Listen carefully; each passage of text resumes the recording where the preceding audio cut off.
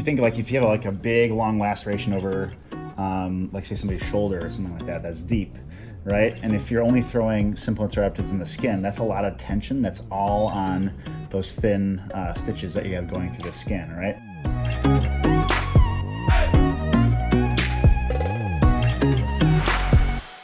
So we're at a suture lab right now, and this is just like a slab of pig skin. We took this scalpel and we're just making a fake wound, like what we would see in a patient, basically.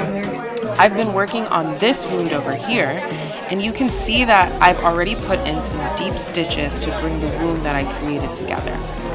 I'm going to show you how I do this last stitch. This is called a deep dermal stitch, and it is used to close wounds that penetrate deep into skin layers. We are holding the needle with something called a needle driver and entering the skin deep first, and then moving superficially. This needle is a little bent, so I'm getting a little resistance moving through. We're bringing it right to the edge where the top layer of the skin meets the underlying fat. Be careful not to pull too hard with the needle driver or you'll bend the needle. But pull this up and then reload it, and then peel back the skin fat layer on the other side so you can see it clearly. This time, you go in from the top to the bottom of the wound and then pull it through. Now, this is when you're going to want to throw your knot. Take this side of the suture and wrap it around the needle driver and pull it through to make the knot. Oops, I pulled a little hard there. So pull another knot and another one, and then find the knot and cut right above it. I made the one I showed you a little bit thicker so you could see it, but you see on these other knots that the knot normally gets buried deep into the skin so you can't see it on top. These are some of the other kind of stitches that we practice to bring the wound together.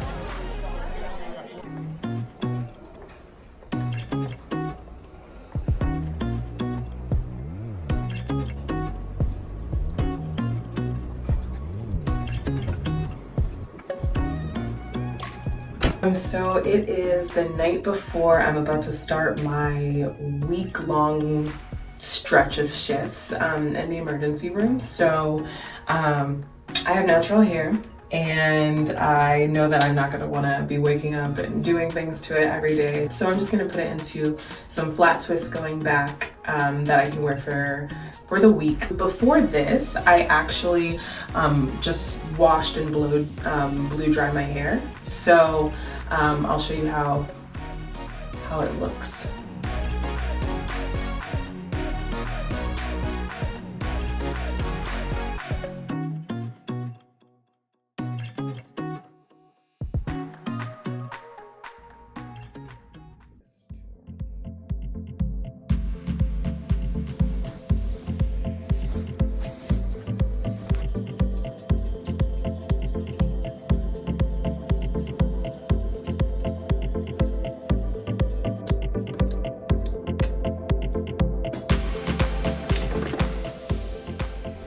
I need to get used to waking up early.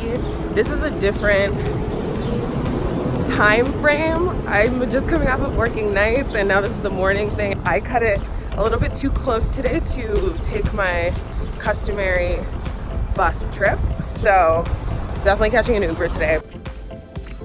I'm the first person here, so that worked out. So interesting thing from today, I got to help with tapping a knee joint.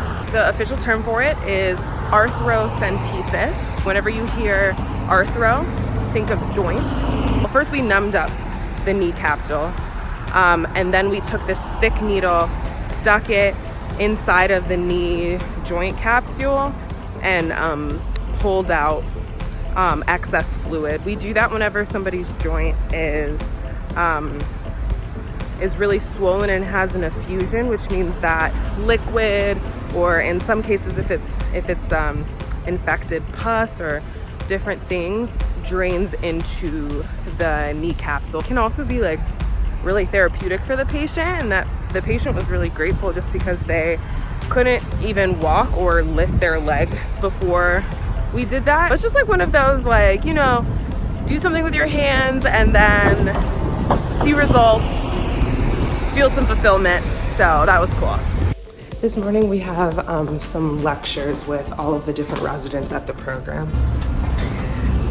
So that's where I'm heading to now. Okay, I'm in the hospital locker room now, about to change and meet a friend for the evening. That's the great thing about the morning shift, even as early as it is. I'm already done, you know. It's like almost 4:30 now. I finished my notes and now I can go meet people, so. These are the only shoes I packed, so I have a really cute dress on with shoes that don't quite go. Oh well. So I met this girl on through LinkedIn. I was just looking at different residency program options and she seemed really similar to me, had really similar interests to me. Health policy, emergency medicine, all of that sort of stuff. And so I just messaged her and asked if we could meet up and she could tell me a little bit about her program and how she integrates all of her interests into her practice. And it was a really, really productive meeting. I was so happy I did that. And I think for anyone who is interested in medicine, one of the best resources that you'll have are obviously people who are already in the programs that you're interested in or doing the things that you're interested in. I'm out of breath because of course my crazy self was running to this bus stop to catch a bus. But it's almost here. The morning shift is definitely my favorite shift. I gotta become more of a morning person. So the bus is here.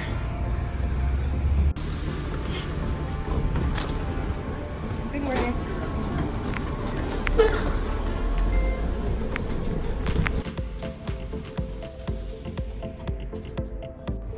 It was another cool shift. All of the doctors I work with are so nice and supportive and just like really good teachers. Yeah, no, I'm loving this rotation and I'm feeling really, really affirmed in my decision to do EM. I'm like really happy about it. Hey everyone, this is my 6th day in a row. It was all morning shifts this week. The first day I had didactics, like lectures, and then all the rest of the days I was working shifts. It's been a great week. Like all of the shifts I've worked have been really interesting. We've reached the end and then tomorrow I have a day off. Yeah, it's the last day of the week. You guys have been riding with me through this journey. So I'm still in the hospital now. Just finishing several notes to send to my supervising physician that I'm working with just all of my findings, you know, the history, physical exam, and then the medical plan that I came up with for each patient, and then the physician signs on top of what I write. So once I finish these, I'm going to be done. For now, it's me and this keyboard.